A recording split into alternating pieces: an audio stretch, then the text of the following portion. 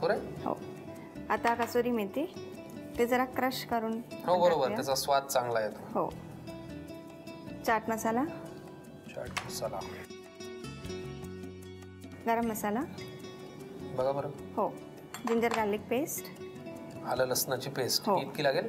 हो चालेल. थोडासा लिंबू, मीठ टाकूया. बरं. आणि तिखट टाकूया. बरं, म्हणजे सगळे पदार्थ या चक्का दहीमध्ये ऍड करायचे. आणि आता तिखट ऍड करायचं. हो. या आता आपण ते मिक्स करूया. घ्या बरं मिक्स करून. ते करायचं मला जरा. हे जरा घट्ट आहे. आपण थोडासा पाणी टाकूया. बस बस. हे मॅरिनेशन आपण कोट करायला आता इझी होणार. बरं, म्हणजे आपल्याला हे मॅरिनेट करायचं का? हो. आता हे तयार झालेलं आहे. ओके. आपण ते कोट करूया आता. बरं. किती त्याच्यात टाकायचं सांग? 4-5च टाका. ओके. आता मॅरिनेट करून परत आपण टाकू शकतो. बरं, म्हणजे ह्याच्यामध्ये हे घोळून घ्यायचंय. आणि किती वेळासाठी ठेवायचं मॅरिनेट करायला? 1 तास फ्रीजात ठेवायचं आहे. ते फ्रीज मध्ये आपल्याला 1 तास ठेवायला लागेल. अच्छा. आणि त्याच्यानंतर आपल्याला मग त्या पॅन वरती पुढची कृती करायची.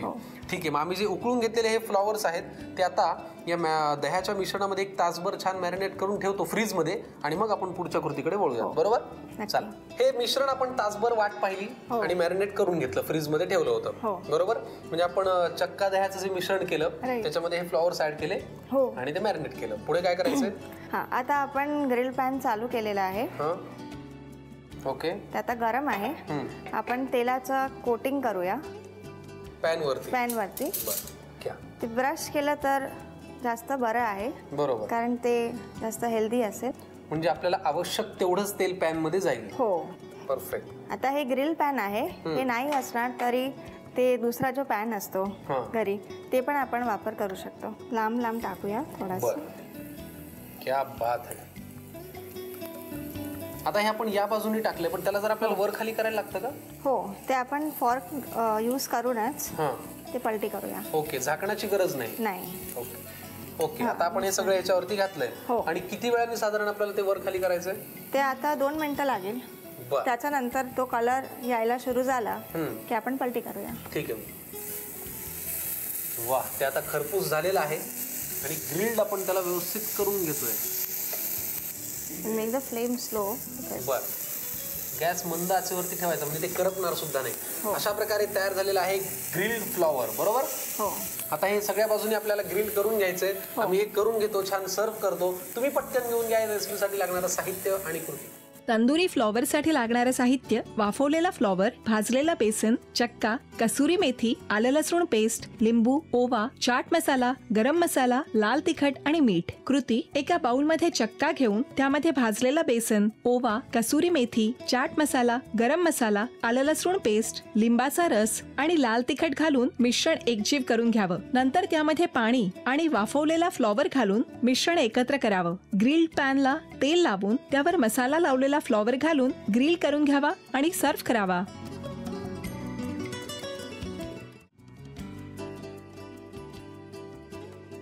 थोडंसं तेल इथे घेतोय,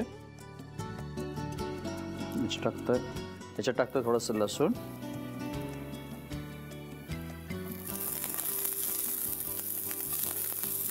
रंगीत मिरच्या आहेत, ढोबळ्या मिरच्या, कलर पेपर्स टाकलेले आहेत.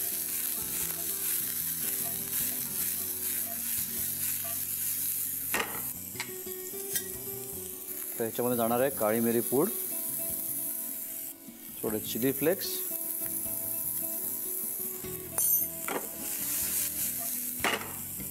त्याचबरोबर आता ह्याच्यात टाकतोय चिकन.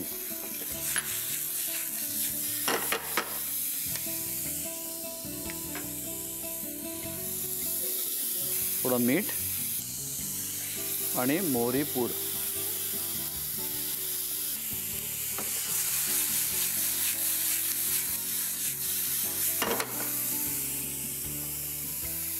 याच्यात जाणारे थोडेसे हर्ब्स. वा, चिकन मस्त लागणार आहे खाताना. थोडंसं लिंबू टाकतोय मी यात. याला मला शिजवायचं आहे पण एकदम हार्ड नको व्हायला, चिकन ज्युसी राहायला पाहिजे, तेवढं बघायचं आहे. बस चिकन ऑलमोस्ट झालेलं आहे. मी आता इथे गॅस बंद केलेला आहे आणि हे चिकनचं आपलं मिक्सचर तयार झालेलं आहे. आता आपल्याला इकडे पॅन तापवायचा आहे.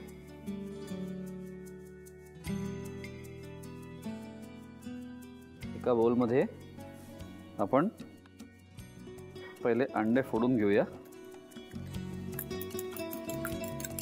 याला पहिले फेटून घेतोय. त्याच्यात टाकतोय आपण थोडं दूध. एक अर्धी वाटी दूध टाकले याच्यामध्ये.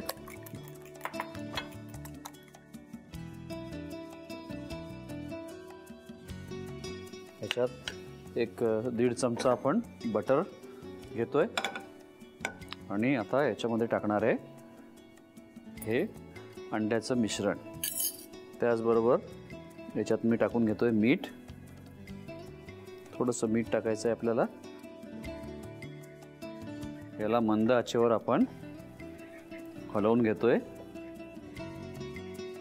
अंड्याचे कुठलेही प्रकार करायची जेव्हा वेळ येते तेव्हा मला माझे शिपवरचे दिवस नक्कीच आठवतात. कारण की कसं असायचं, ब्रेकफास्टला कमीत कमी 300 लोकांसाठी आम्हाला वेगवेगळे अंडे करून द्यायला लागायचे आणि फक्त हे 3 तासाच्या आत, 3 ते 4 तासाच्या आत. आणि एक स्टेशनवर जो शेफ उभा राहिला त्याला 3 ते 4 तास बिलकुल हलता यायचं नाही आणि कंटिन्युअस काही ना काहीतरी ऑर्डर्स त्याला द्यायला लागायचे. मजा पण तितकीच यायची, पण ते पण एक असायचं की एकदा उभं राहिलं की तिथून हलण्याचा चान्सच नसायचा. टाकूया थोडीशी काळी मिरी पूड. त्याला मला खूप जास्ती घट्ट करायचं नाही आहे. आता गॅस मी इथे बंद करतोय. वा, स्क्रॅम्बल्ड एग आपलं तयार झालेलं आहे.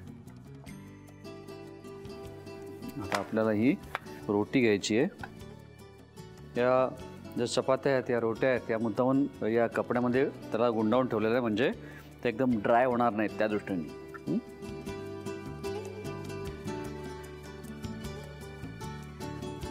याच्यावर आपल्याला टाकायचं हे चिकन आणि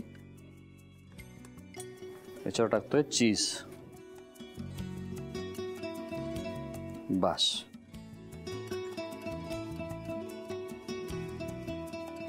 याला असं आपल्याला असं रोल करून घ्यायचं. जरा टाईट रोल करायचा याचा.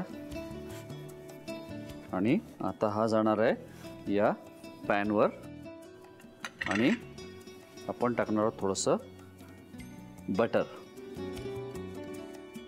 हा मस्त लागणार आहे हा रोल. याला आता फक्त आपल्याला थोडंसं परतून घ्यायचं आहे, भाजून घ्यायचं आहे बटरवरती आणि थोडासा याला रंग आला पाहिजे छान.